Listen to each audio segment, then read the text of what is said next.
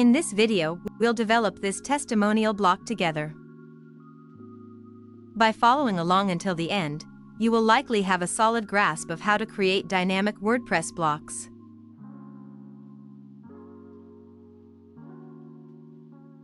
You can download the final plugin from this post, and all the code used in this video is available in the post as well. I will include a link to this post in the video description.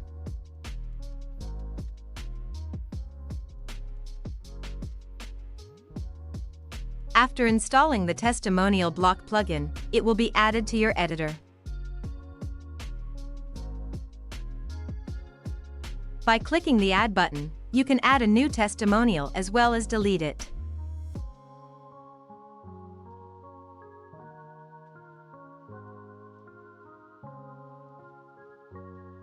Each testimonial consists of a paragraph, an image, and a caption. Users can input their customer testimonials into this block by filling in these elements.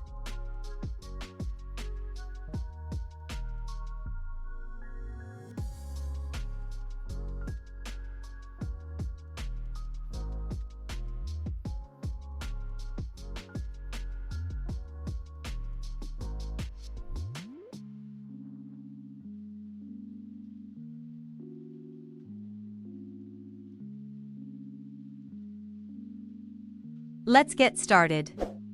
Begin by opening a terminal in your local WordPress plugins folder. Please ensure that you have node.js installed on your system beforehand.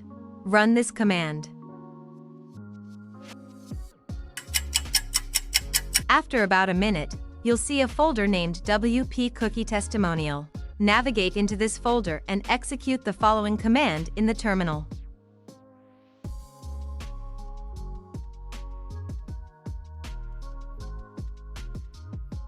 We'll write our code within the src folder, which will be monitored by the start command. The block's build files will be updated each time we save a file. Now head over to the Plugins section and activate the WP Cookie Testimonial plugin. Once activated, create a new page and add the testimonial block to it.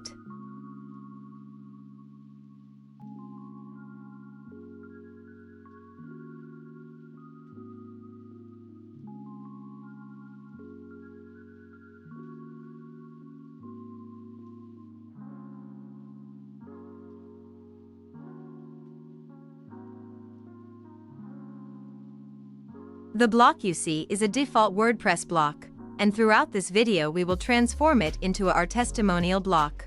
Let's update our block metadata in block.json. Remember that this file is located within the src folder. Our block will be categorized under text. For the block's icon, we'll choose the testimonial from the WordPress icons. In the description section, we'll provide a brief explanation of the block's purpose. Now, if you refresh the page, you'll see that our selected icon has been successfully applied to the block. Let's get rid of the default blue background color and remove all pre-existing styles associated with our block. The editor styles can be found in the editor.scss file, while front-end styles are located in style.scss.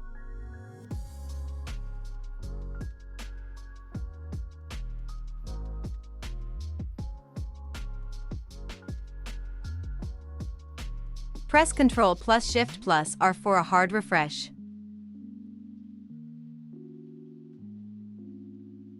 First, import the InnerBlocks component in the edit.js file.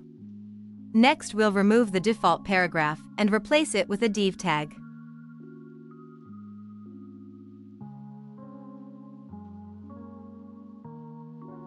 Within this div, we'll add another div that will contain our testimonial styles. Lastly, we'll add the InnerBlocks component into this div. By refreshing the editor, you'll notice that the default paragraph has been replaced by the InnerBlocks component.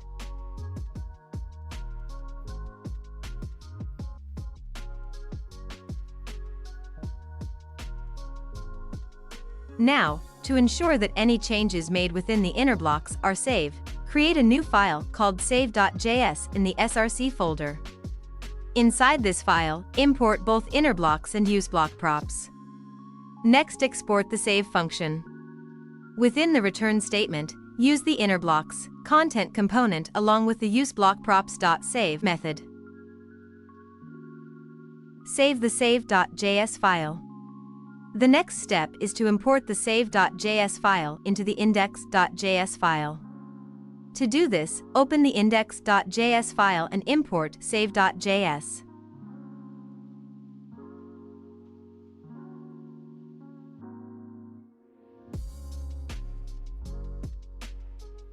Afterward, add save to the register block type function alongside edit. At this point, any changes made within the InnerBlocks component will be saved in the database.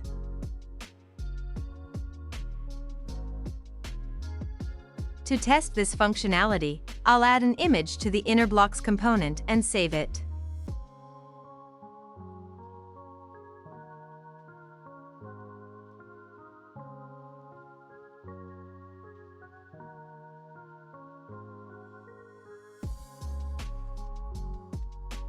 To create a template for the InnerBlocks component, we will include a group, a column, a paragraph for entering testimonials, and an image for the customer's picture. Let's go through each element. First, define a class for the group. We rename it to Testimonial for better identification in the editor. Then, lock the group to prevent users from adding or removing elements within it. Finally, unlock the ability for users to move or delete this group.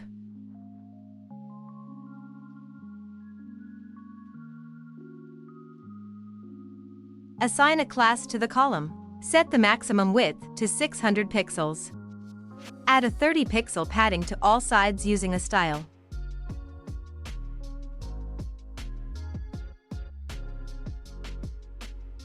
For paragraph, start by assigning a class to it. Then, align the text to the center. Add a default placeholder text. Define a custom class for the image and use the isStyleRounded class to make it a circle. Align the image to the center. Set the scale to cover, and use the size slug property to retrieve the thumbnail-sized image. Set the width and height to 55, and define a constant in the URL to hold the default image URL. Lastly, add a default caption for the image.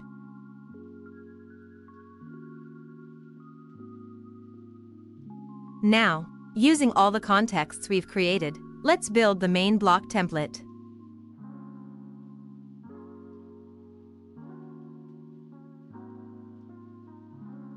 In the src folder, create a new folder called Public and copy the default image to this folder.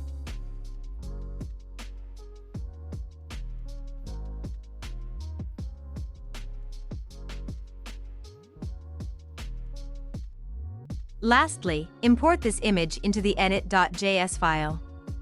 Note that the user constant is the same one used in the image template for the URL. We need to assign the newly created template within the InnerBlocks. Save the edit.js file. Next, head over to the editor and remove the existing block, then add a new one. You'll see that the custom template we built appears successfully within InnerBlocks.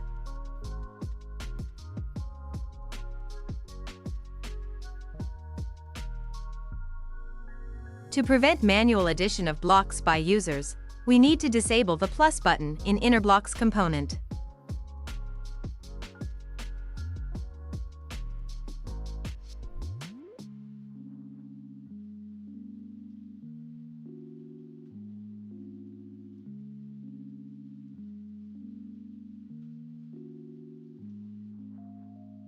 Currently, users cannot add any blocks to InnerBlocks. In the next step, we will add an Add button to the toolbar, allowing users to add more testimonials within the block. First, we need to import block controls from WordPress block editor. After that, we will import Toolbar button, Toolbar group, and button from the WordPress components library. These imports will enable us to create a custom toolbar with buttons for our block. In the return statement of the edit function, after the InnerBlocks component, we'll add the block controls component. Within block controls, we will insert the toolbar group component, and inside that, the button component. We'll assign an icon to the button component. You can choose your desired icon from the Dash Icons library. Next, we'll create a class for the button and define an onClick function.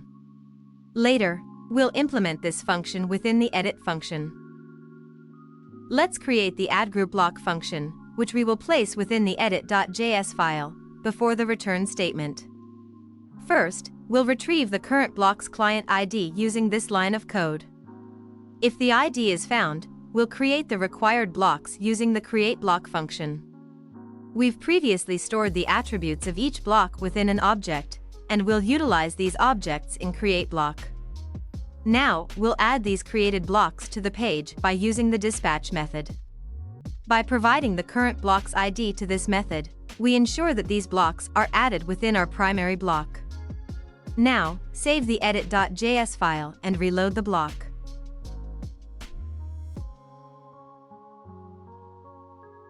You'll notice that the Add button has been added to the block's toolbar.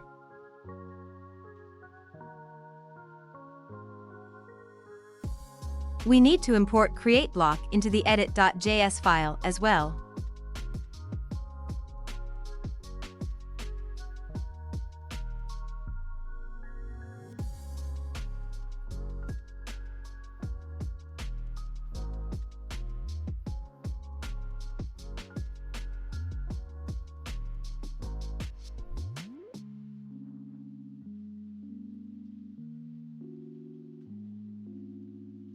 Now that the Add button is functioning properly, let's move on to the next step, where we will add custom styles to the editor.scss file.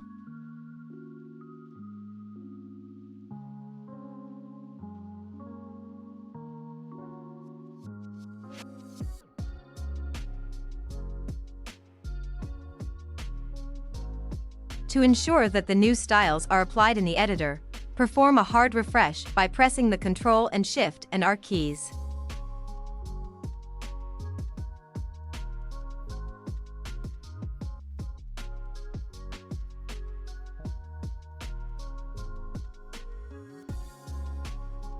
Let's write 3 testimonials and test the results.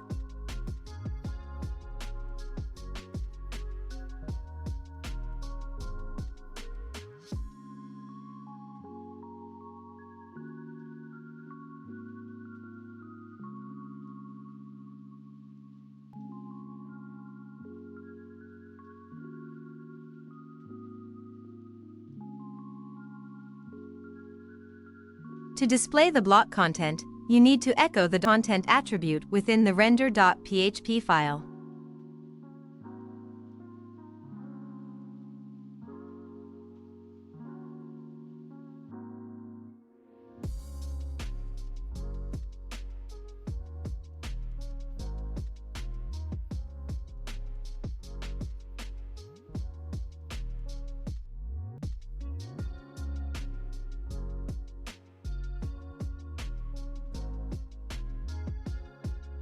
At this stage, we'll put our custom styles into the style.scss file.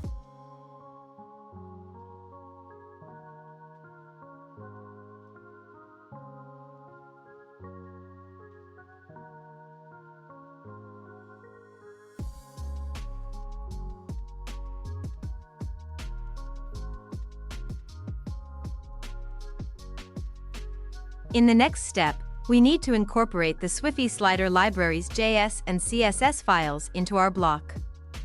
First, visit the swiffyslider.com website and open the CSS file.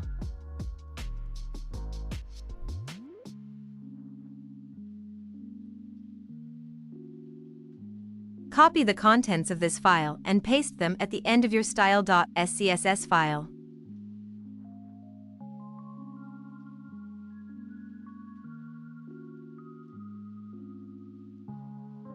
Then, download the JS file.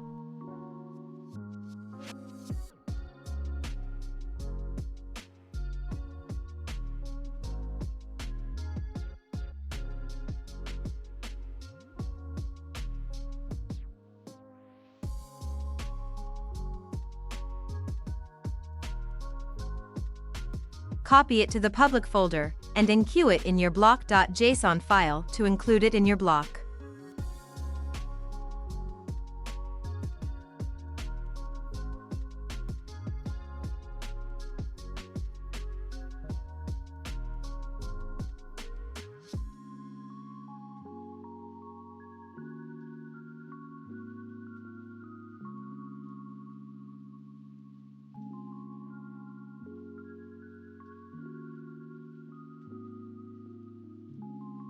To display the testimonials as a slider, we first need to wrap these testimonials inside an array within the render.php file. To accomplish this, we will utilize the DOM document object.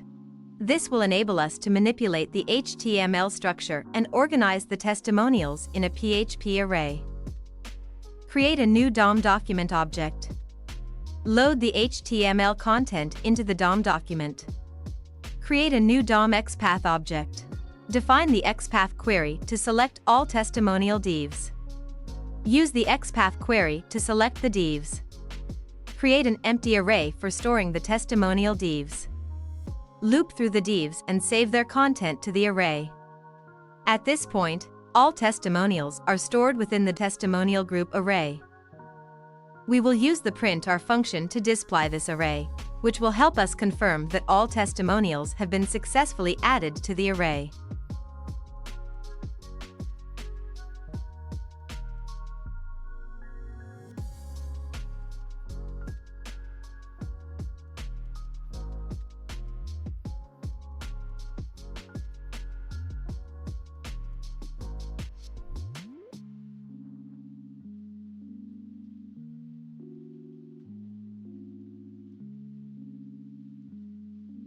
In the render.php file, close the PHP tag and add a div. Within this div, include the necessary classes for the Swiffy slider. You can add or remove classes according to your preferences. Next, create an unordered list UL and open the PHP tag again to iterate through the testimonial group array.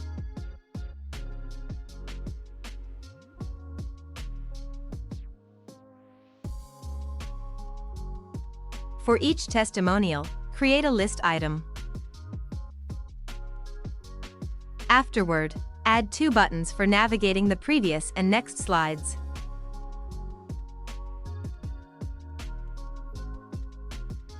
Lastly, construct another unordered list for the slider dots.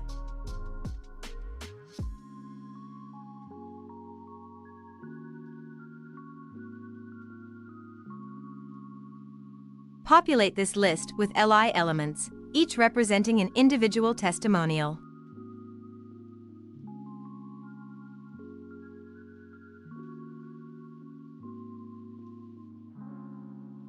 With these steps completed, your testimonial block is now ready, and we can proceed with testing it. Now that you have completed your plugin development, you can generate a production build using the command npm run build. After the build process is finished, execute the command npm run plugin zip to create a zipped file of your completed plugin. This zipped file can then be distributed, installed, and activated on other WordPress sites. That's it. If you found this video helpful, please give it a like, and if you're new here, consider subscribing so you don't miss any future videos.